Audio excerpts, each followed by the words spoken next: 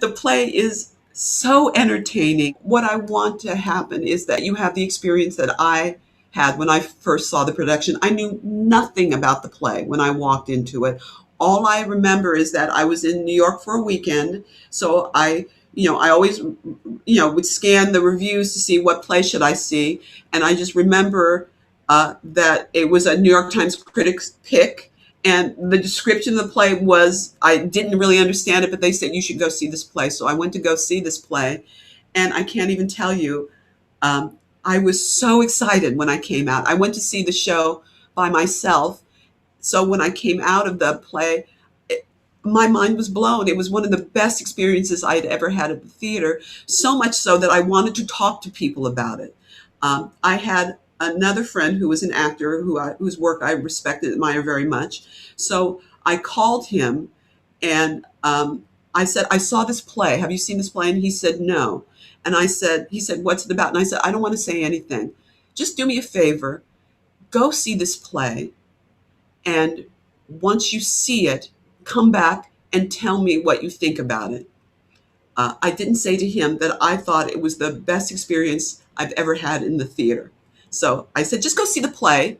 And then when you see it, come back and tell me what you thought. So he saw the play and then he called me and I said, so what did you think? And he said, I think it's the best experience I ever had in the theater. He said that verbatim. I'm like, I know, right? And so that's the experience I want you all to have. It is a phenomenal play, phenomenal cast, phenomenal production. The Fountain has spared no expense. It's a beautiful, welcoming venue. So I just want you all to go and have an extraordinary night in the theater. It's a fantastic play.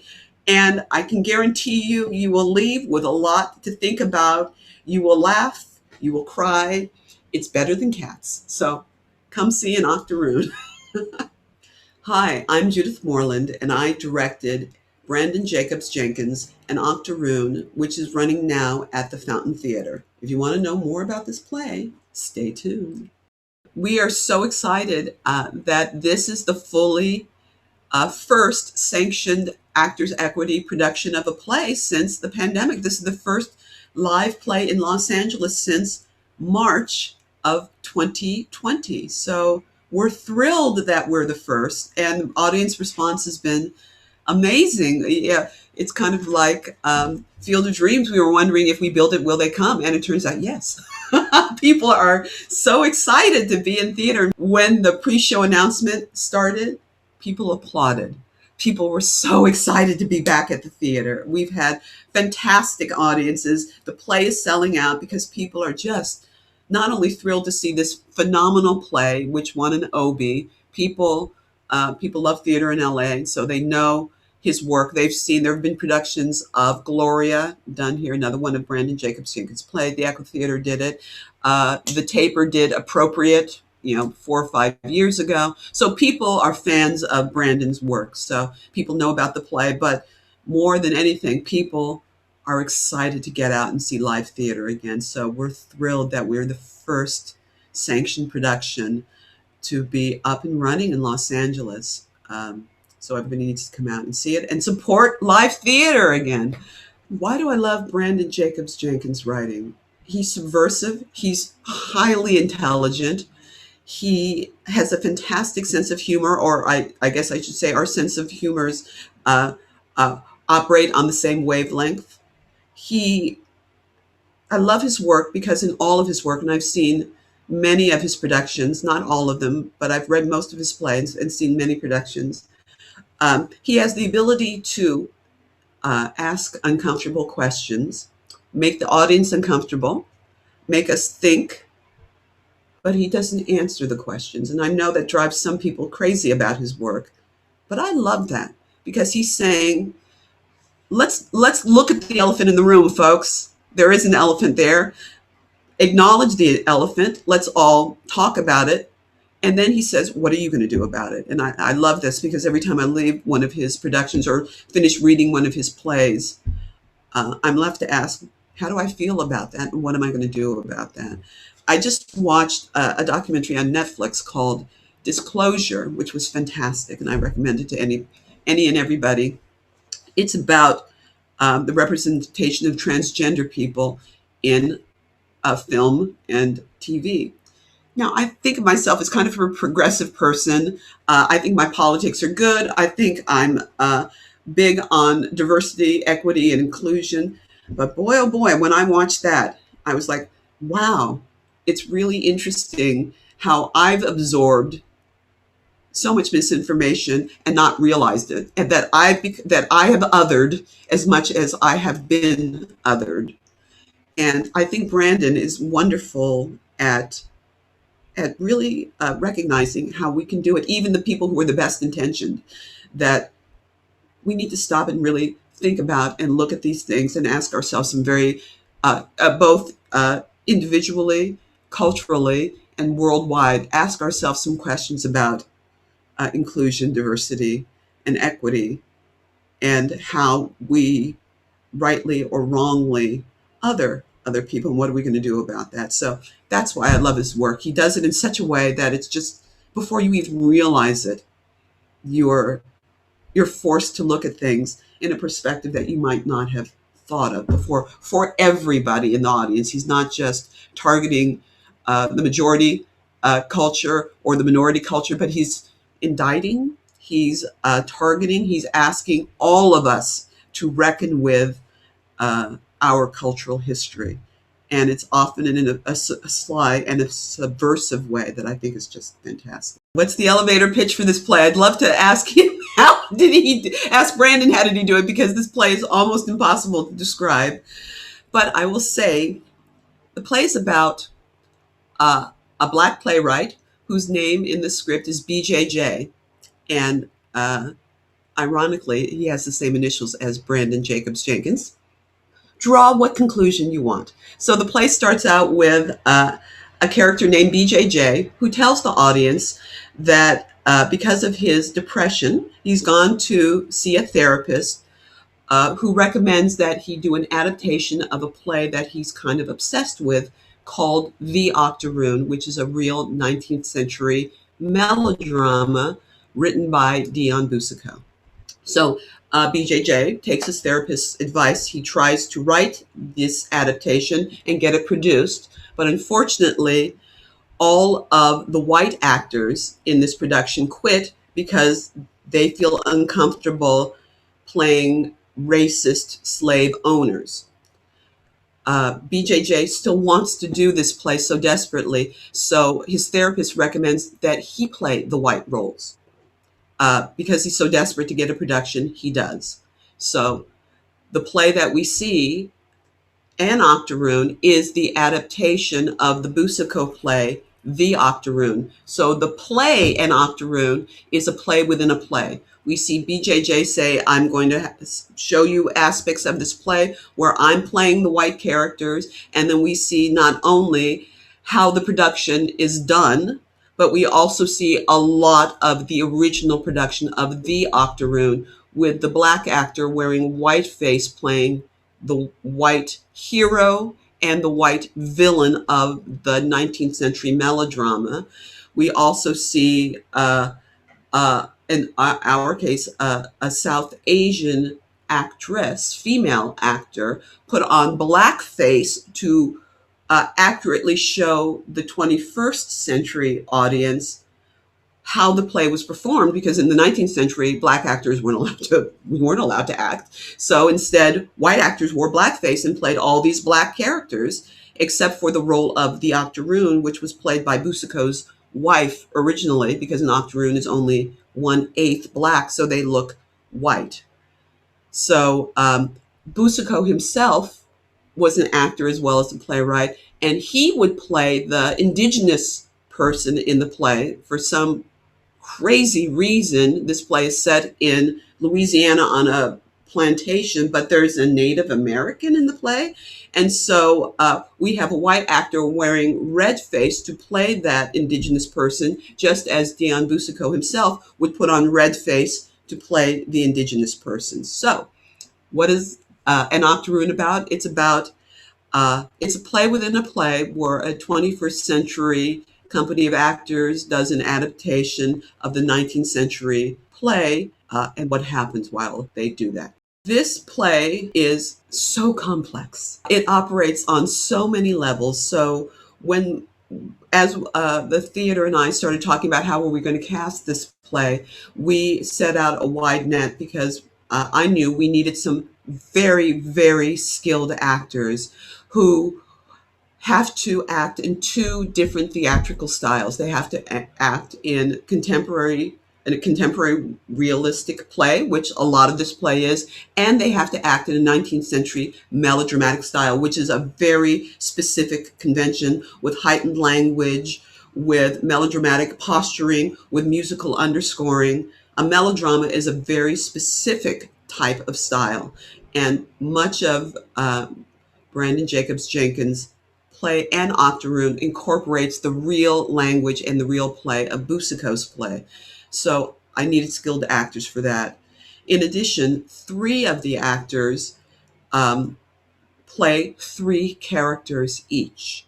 So the African American actor who plays BJJ, the black playwright, also plays in whiteface the white hero of the melodrama, George, and the white villain of the melodrama, McCloskey. The white actor who plays Dion Boucicault, the Irish playwright, he was an Irish playwright, who plays him as, and also has to play the indigenous person Wanoti in the play. Very offensive racial stereotype. We can talk about that. And he also plays the auctioneer Lafouche, the Louisiana auctioneer, in the play within the play. Finally, our South Asian, Filipina American female actor plays not only a Filipino American female assistant in the contemporary part of the play, but she also plays two male roles. She puts on blackface and she plays the old step and fetch it, racially offensive stereotype Pete in the 19th century melodrama, as well as playing the 5-year-old pickaninny little boy Paul, who something happens to Paul in the melodrama, which is what really sets the rest of the melodrama off. So she plays two very crucial roles in the melodrama. So I needed three actors who could convincingly play three wildly separate characters each, as well as I needed three African American female actors who play slaves in the 19th century melodrama. But these three roles are completely written by Branden Jacobs-Jenkins, and I don't want to give away these women what they do, but I will just say that Branden has envisioned that the way that slaves sound might not be what we imagine, because this goes back to what we were talking about a little bit, why I love this play and why I was so blown away. I realized when I watched the play in 2015, when I saw it in New York, that whenever we see slaves represented in American culture, it's from the white gaze. We never think about Gone with the Wind, think about Song of the South. We never think about all the great old Bette Davis movies and all the old movies that you've seen where we see slaves depicted. It's always a white person who's written that story, not a person of color. So they have othered the slaves. What Branden has done, which is so smart and so mind-boggling, is he said, I wonder, how do those slaves sound when there aren't white people around? If a person of color is writing that, how are these people going to sound? And that's what really blew my mind. I think what first blew my mind when I watched the play is that I had never thought to myself, I had othered the slaves too, because my way into the world of slavery was through the white gaze. It had never been through the black gaze. So Branden has done something so wonderful that I needed three highly skilled black female actors to understand that slyness and fully embody who these women were, both within the melodrama, when they're around white people, and when there are no white people around. And as in the real world, there's a lot of code switching. when people of color are within their own community, or anybody within a community, people tend to sound one way. And when they mix in the majority community, very often they sound another way, because that's just the way the world works. When you're among your own people, you sound one way. And when you're in a mixed group, you sound another way. Branden understood that, and he wrote that into the play. So I needed women who could do both, who could code switch within the play. And then I also needed someone who could convincingly play the Octoroon and do a great 19th century true life heartfelt performance, because if we don't identify with her and her fate, the play doesn't work. Either the 19th century play or the 21st century play doesn't work. So I needed a very skilled female actor who could play that heightened 19th century melodrama language in such a way that it's still moving and truthful. And then I needed someone who was who could play the fading Southern belle in the 19th century melodrama, and both be true to the melodrama as well as be just a wonderful clown. And I found all of those actors. So it was a high bar, and we saw a lot of actors. But I've come up with just a fantastic cast of 8 people who are just fantastic in the show. What do I want the audience to get out of this play? Probably the same thing that I did, which is that I want your minds to be blown. I want you to laugh. I want you to ask yourself, why did I just laugh at that? Why is that funny? I want you to ask, why can they laugh at that, but I can't laugh at that? Why is it okay for me to laugh at this, but my fellow audience member who doesn't look like me, why do I have a problem if they're laughing at what I'm laughing at? And what does that mean? I want you to think about the narratives that have been told to us, that we just accept without even realizing that we accept, how we don't even realize how we other or compartmentalize or distance ourselves from some not so great moments in our past. I want us to realize how far we've come as a culture, but also realize how far we have to go, and that it's okay to have these uncomfortable situations. I kind of feel that that's kind of where we are as not only an American culture, but as a world culture right now, that we're finally saying it's okay to have these uncomfortable conversations and to learn how to have these uncomfortable conversations. So I want us to have those conversations. I want us to deal with what Branden is asking us to do, which is acknowledge the elephant in the room, acknowledge racism and the colorism that our culture, our popular culture, has embraced for years and years and years. And what does it mean to label someone Black, white, a multicultural, indigenous, Native American? Who's allowed to tell whose story? What does it mean for people who are not of that culture to play a different culture? Can we still do that? What's it like for a woman to play male roles? Is that okay? Is it not okay for men to play women, or what? What's okay and what's not okay? Let's have those conversations. I also want you to realize that this play is so funny and so clever, and that we seamlessly go from speaking in 21st century vernacular to speaking in a 19th century melodrama, and that the original play, The Octoroon, is actually a wonderful play. The Boucicault's 19th century Octoroon was the second most popular play after Uncle Tom's Cabin. Boucicault was the Neil Simon of his day. He was a wildly popular playwright, and the play, The Octoroon, is a great play. The plot is fantastic. Before you realize that you are caught up in the world of what's going to happen to Zoe and George and to the plantation, and McCluskey is such a bad guy, that and all the twists and turns of the plot are wonderful, and we get to see all of them. So I also want the audience to understand that a melodrama is not a bad style. It was a wildly popular style for a reason. So I love that the audience gets to experience why melodramas were so wonderful. But I also want the audience to think about where we've come as a country and how far we still have to go as a country, and have a fantastic night at the theater, and be amazed by how versatile and how talented all of the designers are and the actors are who created this just beautiful, which I think is just a work of art, this beautiful piece of theater. I think this play changes with each time you encounter it. So I think that this play needs to be seen more than once, only because from the way I've described it, you can see it's almost impossible to describe.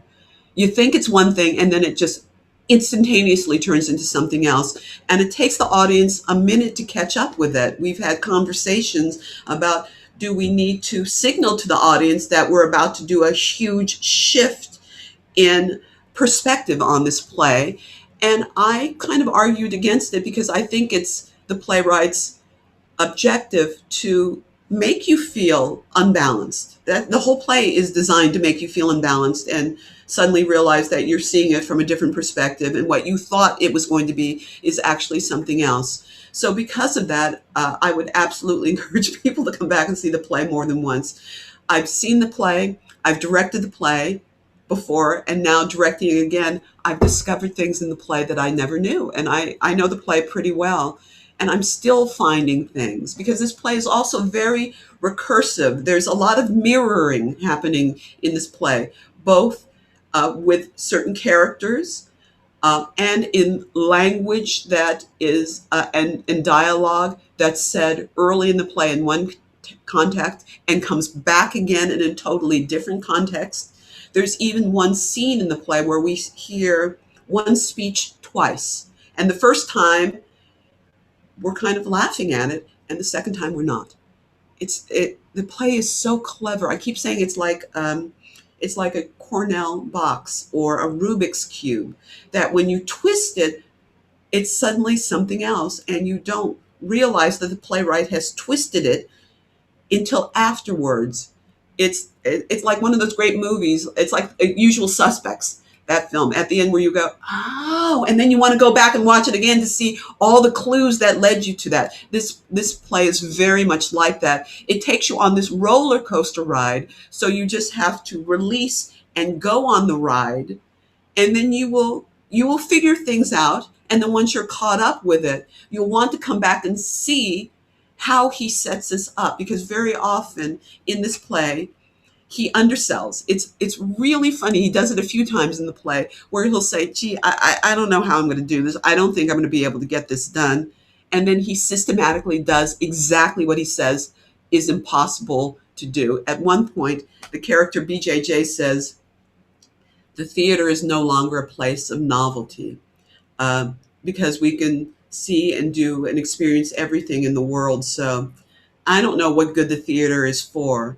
And then we realize at the end of this play exactly what the theater is for, because the playwright gives us 2.5 hours where we sit together collectively, and we are forced to think, experience, and be moved by a live theatrical experience. This play is a celebration of the theater, even though one of the characters says, what good is the theater? Again, he undersells. He shows us exactly what the theater is about. So when you realize things like that, it makes you want to come back and see the play again, because it is just so cleverly constructed. I can guarantee with each watching, you'll learn more and just admire this playwright, this MacArthur genius, and deservedly so, playwright. I personally think this play is a masterpiece. And the more I engage with it, the more I believe that. I think people have to attend the Los Angeles premiere of Branden Jacobs-Jenkins' An Octoroon, because this play, even though it was first workshopped in 2010, first produced in New York in 2014, could have been written yesterday. This play speaks about where we are now as an American culture, because we're really starting to grapple with the legacy of slavery and our country, and the original sin, as slavery is called. Um, we're having a conversation today about critical race theory in education. We are seeing how uh, how slave catchers became legalized in the prison system and in policing, and how that still has reverberation on the lives of Black men. We see the rise of Black Lives Matter, the rise of transgender rights, the rise of how we label people. Do we call people Native American? Do we call them Indigenous people? Do we still celebrate Columbus Day? Do we call it Indigenous Peoples Day? And the pushback of all of that, and just grappling with our rich and beautiful culture that is American culture. This play talks about all of that without answering the questions, but raises all of those issues, saying, yes, let's have a conversation about it. Yes, our past is problematic, but our past is also rich and wonderful, and it's made us who we are today. So we need to embrace that. We need to celebrate that. We need to laugh at our foibles. We need to have pointed out to us what we still need to accomplish and work on. And we need to celebrate who we are as a culture, who we are as theater artists, who we are as theater goers, who we are as theater lovers, in this post-George Floyd world that we live in. We're ready for this conversation. So this play stirs the pot in a profound and entertaining and thought-provoking way to say, great, let's sit down for 2.5 hours and really think about all this stuff. I will entertain you. I will make you think. I will shock you. I will surprise you. I will tickle your funny bone. I will leave you, as so many audience members have said to me afterwards, with a lot to unpack, a lot to think about. And you get to do it in a beautiful setting in the summer in Los Angeles, in one of the most diverse cities in the world, in Hollywood, in one of the most diverse communities, in one of the most diverse cities in the world, where you are down center, where the world is around you. We hear helicopters, we hear cars going by, we've been hearing fireworks. We are in Los Angeles having this wonderfully theatrical experience during the summer, after we've all gone through just an extraordinary amount of time. It's wonderful to come back together as a diverse group of people and start to think about these issues again, because it's only if we consider all these issues as a group, as a collaborative group, that we can all move forward as a culture. So it's the perfect time to see this play and celebrate live theater, celebrate these artists, celebrate this play, this playwright, celebrate Los Angeles, celebrate making it through a pandemic. We're still here and we are moving forward. So the time is now for this play. So I hope you all will come see it. It's a fantastic production. And I'm not just saying that because I directed it. If I saw it, I would still love this production if I knew nothing about it. Come and be prepared to have your mind blown, because it will be. It's an amazing play. And every night I watch them, and every night I laugh, every night I'm moved. What a play, man. The play's the thing. That's all I can say. It's the play. Hi, I'm Judith Moreland, and I directed the Fountain Theater's production of An Octoroon, which is playing now through September 19th. If you've enjoyed this conversation and are wondering, what the heck is she talking about? What is this play about? Then please come to the Fountain Theater. Check out the links below, and I would love to hear from you. So, write me a message, leave it at the Fountain. They'll get it to me. And let's continue the conversation. This play is a phenomenal play. Write to me afterwards and let me know, yes, Judy, I agree with you. It is phenomenal, or I didn't think so. Whatever you want. I'm so interested always to have a conversation with the audience after this play, because I think it's one of the greatest plays ever written. by an American, and I'd love to know if you think so too. So come see the play and let's have a conversation.